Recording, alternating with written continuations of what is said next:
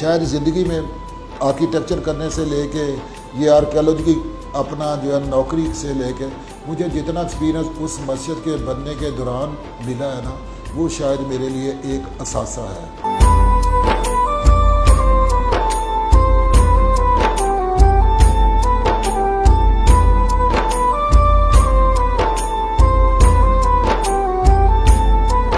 سامعین، مسجد پاک ویگا شریف صرف عمارت ہی نہیں بلکہ حسن تعمیر، فن خطاطی، قدرت کا جمالیاتی حسن، تاریخ انسانی کی درخشندہ روایات، تہذیبوں کا ارتقاء، اسلامی نظریاتی پس منظر اور روحانی تقدس کا اصیل مرکہ ہے۔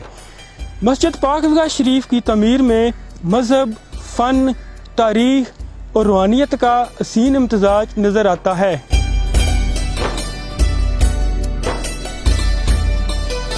تعمیر مسجد پاک ویگا شریف میں انسانی کردار اور مہذب معاشرے کی تعمیر میں بنیادی کردار ادا کرنے والے تین حقائق علم، بصیرت اور اوج تخیل دی اپروچ جلوہ گر نظر آتے ہیں۔ مسجد پاک ویگا شریف اللہ پاک کی مرضی اور نبی کریم صلی اللہ علیہ وسلم کی عطا ہے۔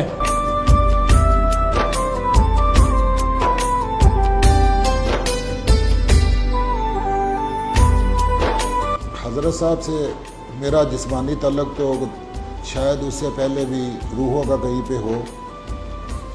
انہوں نے مجھے شاہی قلعہ میں میرے دفتر میں شرف بخشا، وہ تشریف لائے اور مسجد پاک ویگا کے متعلق انہوں نے ایک کنسیپٹ جو ہے نا وہ مجھے بتایا، اور ایک جو خاکہ انہوں نے بیان فرمایا وہ یہ تھا کہ جتنی بھی مغلوں کے دور کی موتی مسجدیں ہیں نا، ہم اس طرح کی کوئی مسجد جو ہے نا وہ بنانا چاہتے ہیں۔ تو یقین کریں، میں بائی پروفیشن خود بھی آرکیٹیکٹ ہوں۔ میں نے ان کو جو ہے اپنے تجربے کی بنیاد پہ، جو بڑا اس وقت کم تھا، تو میں نے ان سے کہا کہ میں کہ جی یہ شہنشاہوں کے کام ہیں، یہ ہمارے دنیا داری کے کام نہیں۔ لیکن مجھ سے یہ کتا بینی، مجھے نہیں پتا تھا کہ وہ بھی اپنے کسی شعبے کے شہنشاہ ہیں۔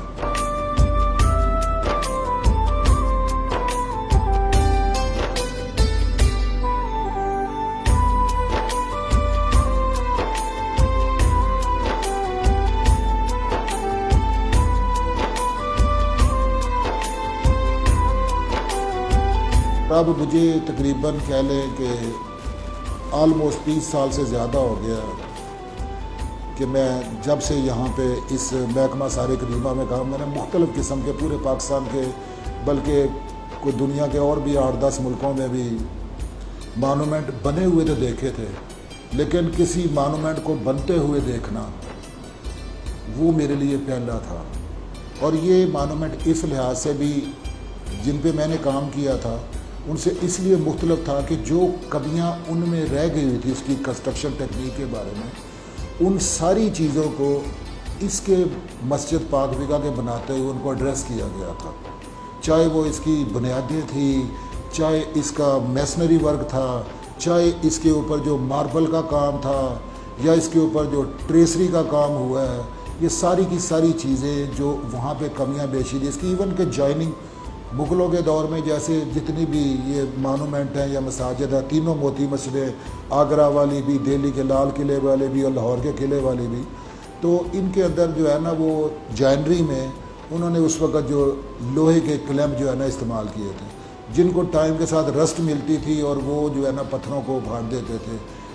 انہوں نے پھر پتھر کے اندر سے ہی اس کا جو ہے نا وہ جائنری اس ٹیکنیک سے، جس کو انہوں نے ویج کا نام بھی دیا کہ جی ویج شیپ، اس کے ذریعے انہوں نے جو ہے نا وہ اس میں کیا۔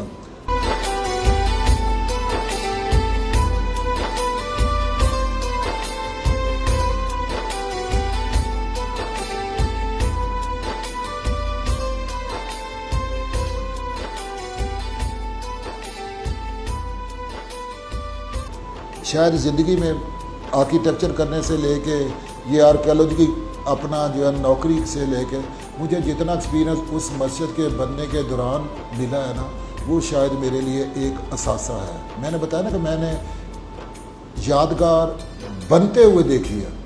اس پہ کام تو میں نے 30 سال پورے میں نے بتایا پاکستان کی کیا دوسرے ملکوں کیا، لیکن بنتے ہوئے جو ہے نا اس کو دیکھا. انہوں نے فاؤنڈیشن میں اس کے اندر ووڈ کا جو استعمال کیا کہ اس کو سزمک پروف نہ دی جائے کہ کوئی زلزلہ وغیرہ آئے تو اس میں اس کو نہ ہو، اور اس کی ابزارپشن، اور جس طرح سے انہوں نے اس کی فاؤنڈیشن سے لے کے اس کی پورا اوپر جو آپ کہہ لیں پلیٹ فارم یا جو تھڑا بنایا، اس کے اندر بھی انہوں نے اس کمال دستی سے کہ یہ چیز انشاءاللہ تعالی ویسے تو یہ قیامت تک قائم رہے گی، لیکن جب تک قائم رہے گی نا یہ اپنی پوری آب و تاب کے ساتھ رہے گی.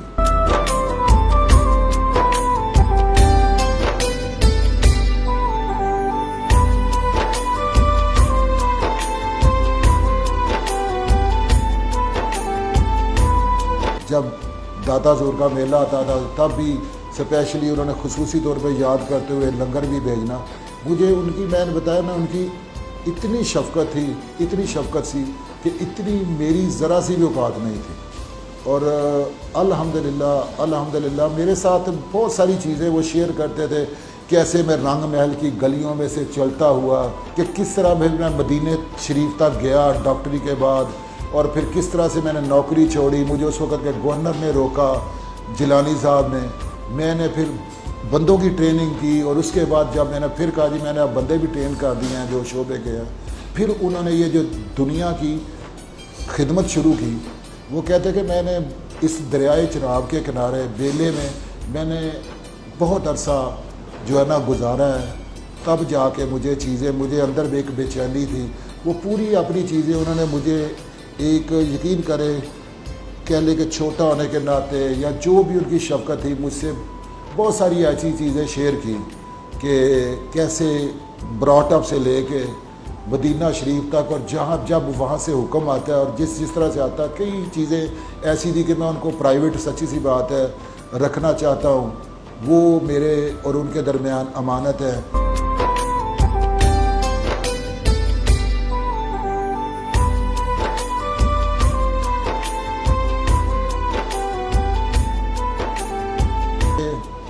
ان کے ہاتھ کا یہ بھی فولڈر ہے. اس کے علاوہ بہت ساری میں نے بتایا نا اشیاء ہے جو میرے پاس ان کی امانت ہے. یہ ان کا، اور میں آپ کو ان کی شاید یہ سب سے جو پہلا انہوں نے چیز تھی جو میں آپ کو کہہ رہا تھا یہ سب سے پہلی تھی. اور یہ چیز یہاں سے وہ خط شروع ہوا، پھر وہ نہ خط کوفی رہا نہ خط نسخ رہا. یہ پھر جو ہے نا سچی سی بات ہے یہ ان کا اپنا ایک خاص رسم الخط بن گیا جو صرف اللہ پاک نے ان کے ہاتھ سے ہی اس مسجد کے لیے ان کو عطا کیا تھا. کیونکہ یہ چیزیں سیکھنے سے نہیں آتی، یہ عطا ہوتی ہے. وہ کہتے تھے کہ مجھے رات کو کسی وقت حکم ہوتا ہے، مجھے کوئی بھی کسی چیز کی کوئی کوئری ہوتی ہے کہ جی یہ کس طرح سے ہوگا، پورا ان کو ڈیزائن سے لے کے ہر چیز ان کو آتی تھی، اور وہ وہاں پہ اس کو جو ہے نا عمل میں لے آتے تھے. اور یہ اس آقا نامدار صلی اللہ علیہ وآلہ وسلم جس کا ہر اینٹ کے اوپر ذکر، جن کا ہر ماربل کا سلیب تو بہت بڑی ہے جو کافی دنوں میں ہفتوں میں بنتی تھی، تو یہ ہر جگہ پہ ان کا ذکر، اور 24 گھنٹے جب کام ہو رہا تھا. آپ کو بھی زیادہ بہتر پتہ ہوگا.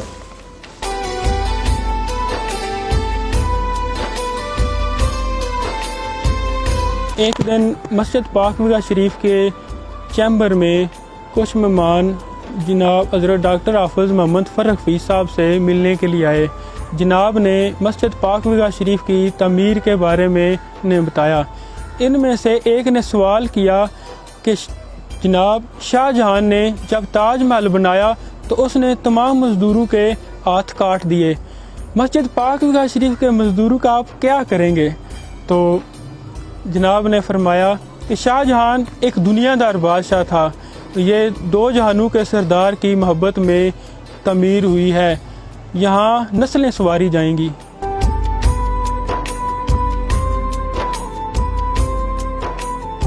اللہ تعالیٰ پاک ان کا فیض ہمارے اوپر جاری رہے، اور اس کی وجہ سے اللہ تعالیٰ ہمارا بھی خاتمہ بالایمان کرے.